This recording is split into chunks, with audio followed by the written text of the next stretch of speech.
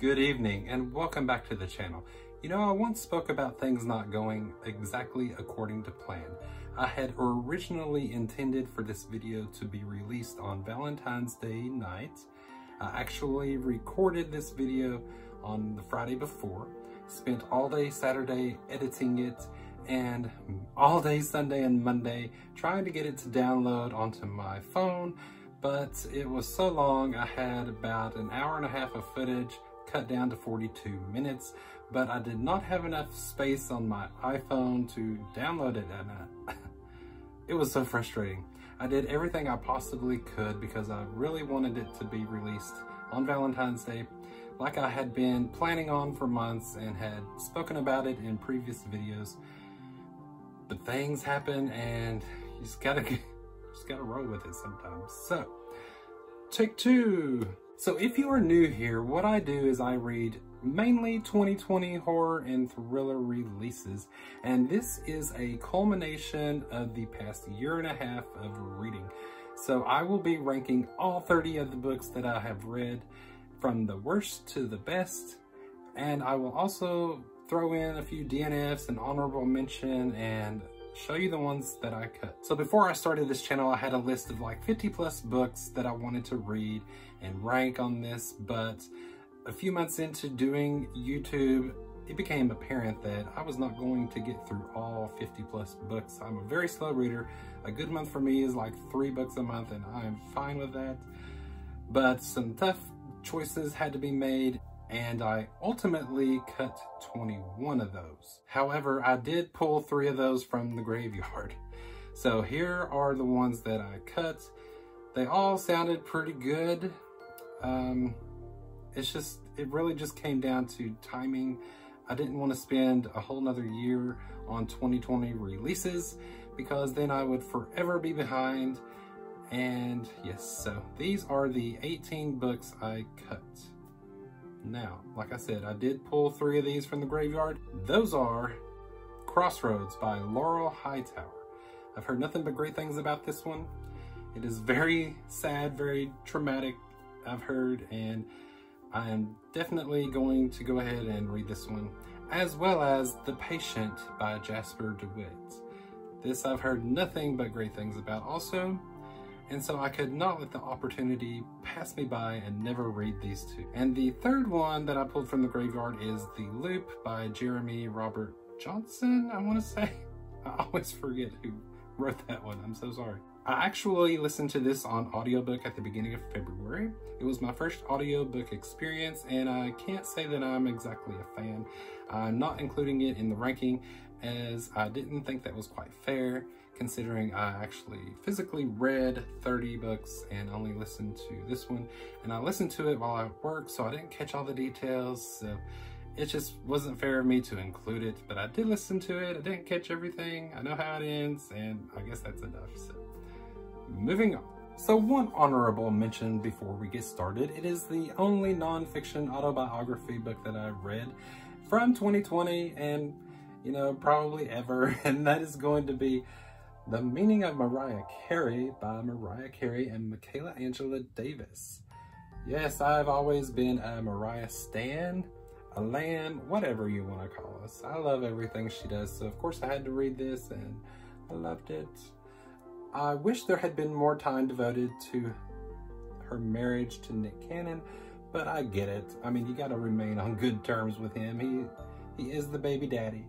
I've always kept up with her career, so had to have it, had to read it, keeping it. So I did actually DNF 2 books, which gave me room to read 2 other books that I enjoyed more. I am not a fan of not finishing a book. It really bothers me to start something and not finish it. However, there are so many books out there just waiting to be read, like the ones on my bookshelf, the ones on Goodreads that I don't even have, and I really need to let go of stories that I'm not enjoying, which there are a couple that I did read all the way through that I wish I had DNF'd at this point. But so the first book that I DNF'd was The Survivors by Jane Harper. This is not a horror or a thriller book. It is much more along the lines of a family drama, maybe a little mystery in there. It was pretty boring, actually. I read about half of it and I just had to move on. The second and final book that I DNF'd from 2020 releases is Burn Our Bodies Down by Rory Power. This is a young adult horror-ish novel. I read about 25% of it. I wasn't connecting to the characters. I was not the target audience, and I love the cover, but just had to move on. Okay, it is time for the official ranking. This has been a long time coming. I'm so excited to finally be doing this and putting these books to bed, so to speak.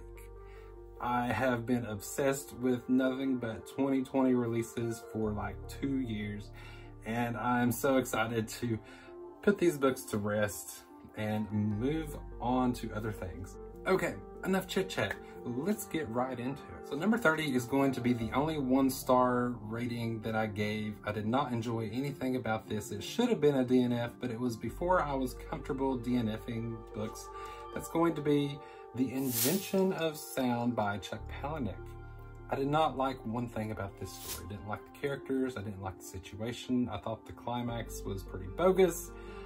It did not go like you think it would, but of course, I guess that's Chuck Palahniuk for you. I'm not a fan, apparently. This was my first read of his, and I would not recommend it, so don't hate me. Okay, moving into the 2-star category. So at number 29, The Girl in the Video by Michael David Wilson. This is a very short book, thank goodness, otherwise it would have been a DNF. I did not like the characters as much. There were a few smart choices the main character makes. However, the motives for the girl in the video is not very apparent. I don't think it was ever explained. Some things happen that doesn't quite make sense, and yeah, just didn't work for me. Number 28 is one that was on all the charts. Everyone seemed to love it, and that is The Guest List by Lucy Foley. I was not a fan of this one. I didn't enjoy the 5 points of view that we got and the jumping back and forth between past and present. It becomes very apparent really early on who the murder victim is, and about halfway through, I mean, you can kind of figure out who the murderer is, and yeah, it didn't work for me. I really liked the character of Hannah. She was one of the POV characters, but yeah, she wasn't enough to save this one. Coming in at number 27 is one that I thought I really would enjoy. It's a zombie story featuring 2 gay husbands in the lead roles. That's going to be Elegy for the Undead by Matthew Vesely. I think what really brought this one down for me is both husbands' POVs are in the first person. So I often got confused as to whose point of view we were in. I'd have to go back to the beginning of the chapter and say, oh, this is Jude. Oh, this is Lyle. There were a few good moments in this one. It wasn't enough to save it though. Coming in at number 26 is another one that everyone seemed to love. That's going to be Night of the Mannequins by Stephen Graham Jones. Yeah, this is not the story I signed up for. It's very misleading. I thought the main character was very insufferable. He got on my nerves a lot. I thought it was really kind of out there. So yeah, this one was just not for me. All right, moving into the 3-star category. There are 10 books in this category. 3 stars still means that I liked it okay. It was fine. It was middle of the road. The number 25 is going to be Secret Santa by Andrew Schaefer. This was not very Christmassy. I guess it was sort of what it was made out to be, but I really didn't care that much. I mean, it was good enough. It had some tense moments. It was just okay. Very bottom of the okay, but still okay enough. Coming in at number 24 is going to be Eden by Tim Levin. This is an environmental horror story where climate change has pretty much won, and humanity has given 13 virgin zones back to nature. So this story was pretty good, sort of. It's very action-packed, plot-heavy. The characters, though, were pretty flat. It started off pretty good. It took forever for them to realize they were in danger. I was really hoping for like plants coming alive and eating people, but that is not what we got in this. There is like an entity that is protecting Eden, and that's all I'm going to say. It was fine. Coming in at number 23 is going to be The Return by Rachel Harrison. This was an okay story. It's very middle of the road. The characters kind of got on my nerves a little bit. The main character seems one way most of the time, but in her flashback, she's like totally different. What really brought this down for me was every time the girls would part ways for the evening because they're all staying at this hotel to reconnect with this friend that has returned after a year of being missing, they would always be like, "Oh, I love you. Love you, mean it. Good night." Got on my nerves a little bit, but it was okay. Taking the number 22 spot is Wonderland by Zoe Stage. This is an isolated wintry story featuring basically only 4 characters, one of which is a toddler, so it doesn't really count.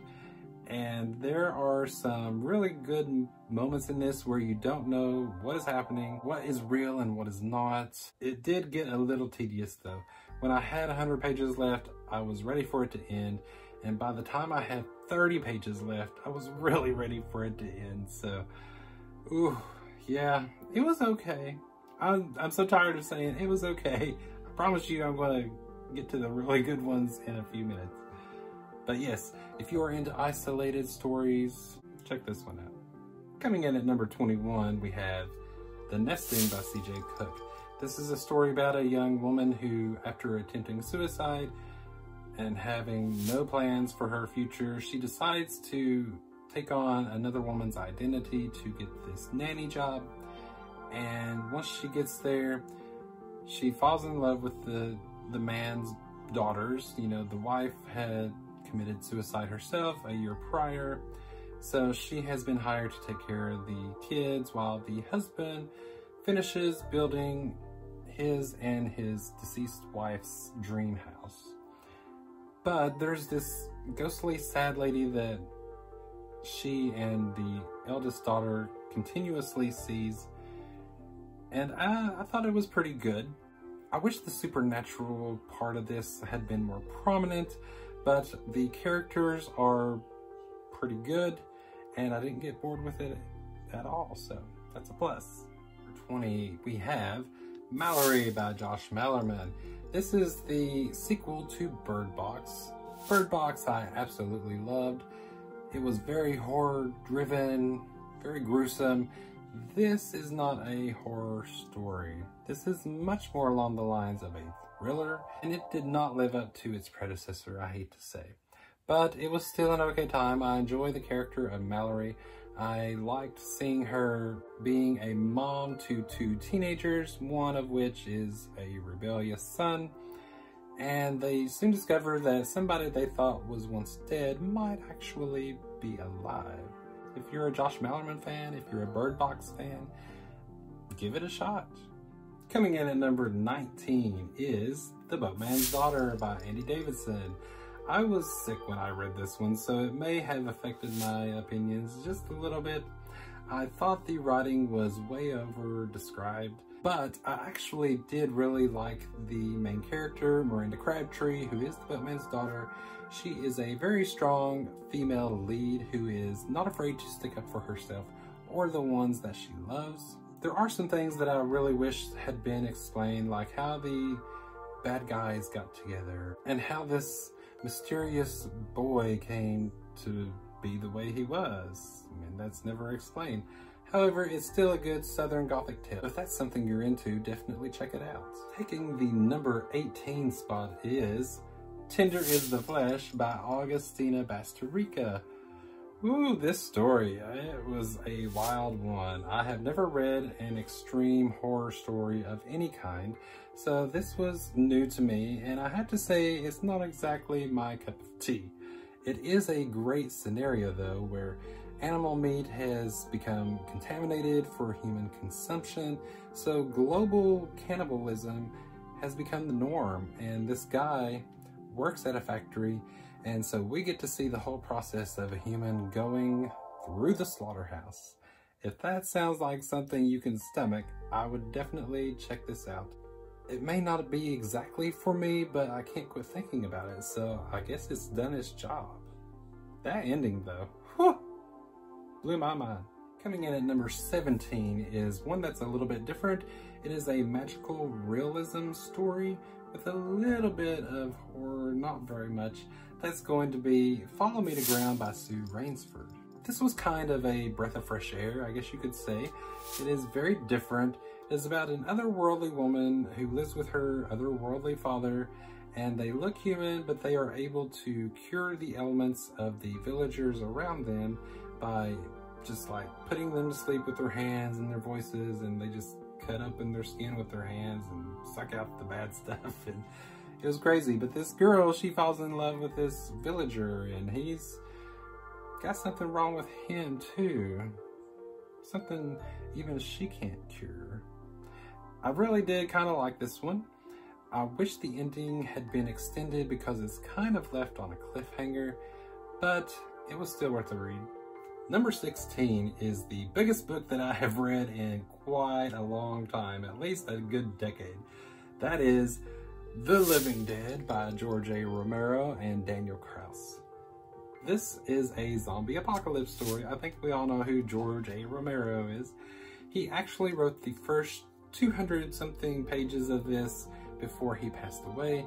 And when Daniel started writing it, he had similar writing styles, but the characters seemed kind of different. And it was very off-putting for me, so I actually had to put this down about halfway through and come back to it a few weeks later. And I did enjoy it. I really did like the characters. I like that in certain chapters we get the point of view from the zombies in the second person point of view, which means instead of he or she or I, it's you. So you wake up and you feel strange and you seem to remember this. And so I really love that. I had never read anything in that tense before, so that was pretty cool. I really liked the ending for the most part. Something happens at the end of this that I have not seen done in any zombie story, whether that be book or TV show or movie, and I thought that was really awesome. But then it kind of gets discarded and then it ends. If you're into zombie books, definitely check this one out. Okay, we are up to the 4-star category. Coming in at number 15 is Don't Move by James S. Murray and Darren Wearmouth.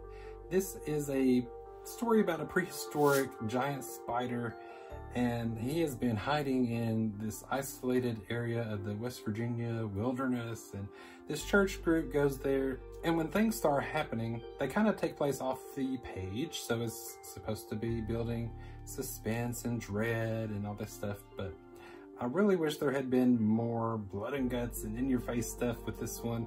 The ending was really good. The opening is something right out of Final Destination, involving swings at a fair. So you could imagine what that was like.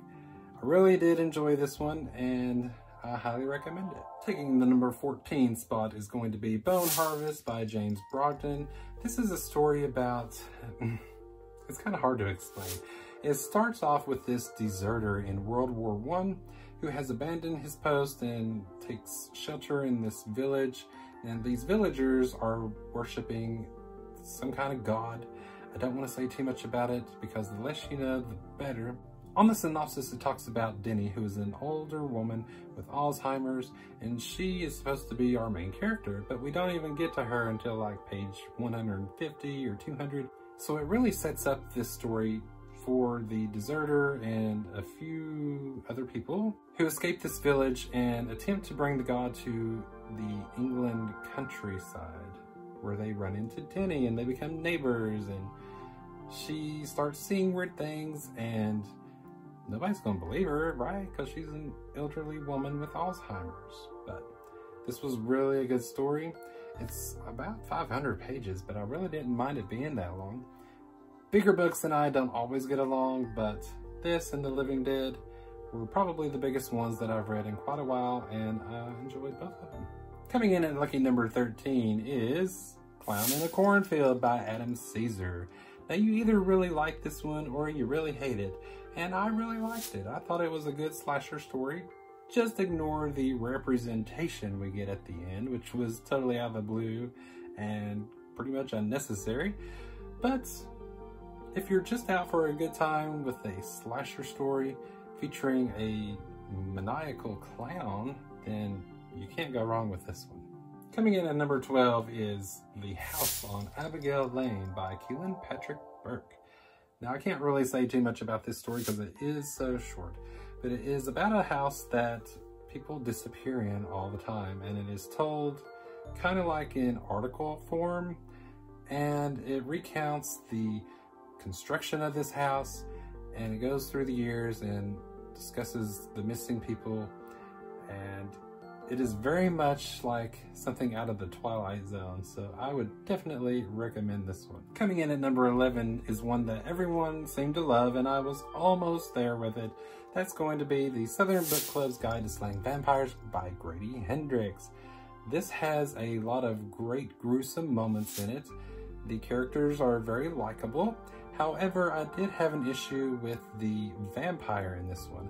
I think it's safe to say now, and I personally would have rather have known this going into it, that the villain is not a traditional vampire. That is why it did not get 5 stars from me. I was really upset about that, but still a good story. If you've not read it, check it out. All right, top 10, baby, here we go. Coming in at number 10, we have The Only Good Indians by Stephen Graham Jones. This one was much better than Night of the Mannequins, in my opinion. The baddie in this one is very unique, I thought. I really enjoyed the first half of this story. The second half, it was not so much. I thought the ending was a little dragged out, but the entity in this is relentless, and I really liked it. This isn't for everyone. The writing style is a little bit different, but once you get used to it, I think you'll enjoy it. Coming in at number 9 is one that really surprised me, and that is The Sundown Motel by Simone St. James. This was a really good thriller. It's a haunted motel story set in 2 timelines. The current timeline is about a girl who is searching for answers as to what happened to her aunt that used to work here back in the 80s, named Viv. Viv is one of my favorite characters out of all these stories. I really loved her. I love this story. It really almost got 5 stars, but I did have a few issues with it.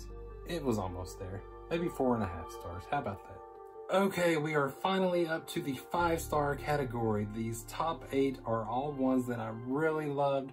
It was so hard to put them in order of preference, but coming in at number 8, we have Devil's Creek by Todd Keisling. This is a really good religious cult story set in the 80s to begin with. It starts off with a bang about this preacher who is trying to sacrifice his 6 children to this god, and he is interrupted. It's safe to say, it's on the synopsis. And then 30 years later, after one of the kids' grandmother passes away, our main character comes back to town to settle her estate. And then strange stuff starts occurring all over town, and I really can't say too much about it. It is very, very good.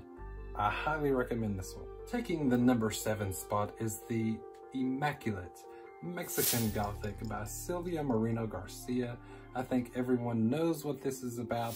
It is a Gothic story set in Mexico about a girl who is going to check on her cousin who doesn't seem quite right. She is just married into this family of weirdos. The cover is beautiful, the writing is rich, and the characters are very much alive in my mind. So if you've not read this one somehow, you better get on it. Coming in at number 6 is one that no one has ever talked about that I've seen, and that is The Hollow Ones by Guillermo del Toro and Chuck Hogan. This is a detective horror story in which this otherworldly being who is invisible, pretty much, is able to jump in and out of humans at random, possess them, and go on murderous killing sprees. It is such a wild ride. It's told in like 2 different timelines, but the characters are great. I loved Odessa. She's a great female lead. And yes, I highly recommend this one. If volume 2 ever comes out, I'll probably continue it. And I'm not one to read series, so yeah, check it out. Okay, top 5, finally. The big 5 that did it for me. Coming in at number 5 is Curse of the Pig Man by Asher Ellis. This is a crazy fun story. It is about a guy who interrupts a town ritual by saving a girl, and since the ritual to this pigman has been interrupted, the curse of the pigman starts affecting the town, and they all succumb to insatiable appetites, eating everything in sight. And they eventually start eating each other, and it is such a crazy story, such a fun story. I can't recommend it enough. So definitely check this one out. I mean, Pigman. Coming in at number 4 is going to be Touch the Night by Max Booth III. Now, when I first started reading this story, it was quickly on the way to becoming my #1 favorite. The characters are great. I especially love the mom, Otessa. This is about 2 moms who are on the hunt for their 2 missing 12-year-old sons who have been taken by otherworldly cops. So when the moms go to the real cops, they don't seem all that interested in helping find their missing kids, so they take it upon themselves to go on the hunt, and some crazy stuff happens in this story. I really loved it. I wish the ending had been better. Things start happening off the page, some major things, so that's what really brought it down for me, but I really can't stop thinking about this one. It has some really effed up moments in it, so I highly recommend it. Coming in at number 3 is going to be one that really surprised me, and that's going to be The Chill by Scott Carson. I loved just about everything about this story. I loved the characters, I loved the plot. It's basically, in a nutshell, about some ghosts who are trying to get revenge on a town for flooding their own town to create a reservoir for Manhattan that wasn't even used. So, can't say I blame them. But I really loved all the characters. I loved everything about it. I loved the writing style. This is how a book should be written, in my opinion. And yes, I definitely recommend this one. Coming in at number 2 is going to be Ring Shout by P. DeJulie Clark. This was such a good story. It is a fantasy horror novel in which 3 black women are on the hunt for Ku Kluxes, who are monsters in human form that not everyone can see, but these women can see them, and they are determined to stop them, as well as the human clan members, from bringing hell on Earth. So, if you have been putting this one off, you better get on it. I loved it. I love the cover, and these are what Ku Kluxes look like, for the most part. But yes, definitely go read this one. All right, here we go. My #1 favorite out of all the books that I have read is going to be Devolution by Max Brooks. Yeah, I know. Hear me out, okay? Not everyone loves this story. It usually gets about a 3. I loved it. It's told in diary form for the most part, with some police interviews. It's about an ecological town that is trying to survive off the grid, I guess you could say. And once a volcanic eruption happens, they are isolated, they are cut off from civilization, and a clan of Bigfoot creatures are displaced, and they run into the humans, and carnage candy ensues. Oh my gosh, this was so bloody. It was so good. I loved it. The characters are great. The monsters are great. Everything about it. I loved it. It was like the 2nd book I read out of all these, and nothing can top it for me. So I know I'm in the minority on this one, but this was my favorite. Yes, Devolution, Max Brooks. So that's it. That is my big top 30 ranking. I can't believe it's finally over. Thank goodness. I'm so ready for that to be over. So what did you guys love that I ranked lower? Or what did you not like that I ranked higher? Did you read any of the ones that I cut? Let me know down in the comments. I really appreciate you guys sticking this out with me. If you've made it this far, definitely leave me some kind of comment down there. I would love to know who watches these all the way through, especially this one, as it is going to be my longest video ever. Even with this being part 2, or take 2, I should say, and trying to be more concise and quicker and to the point, but I think it's still going to be about the same. Oh my gosh. We'll see what happens. Thank you so much for watching. I hope you all have a wonderful day. Come back and see me next time. And until then, keep turning those pages. Bye.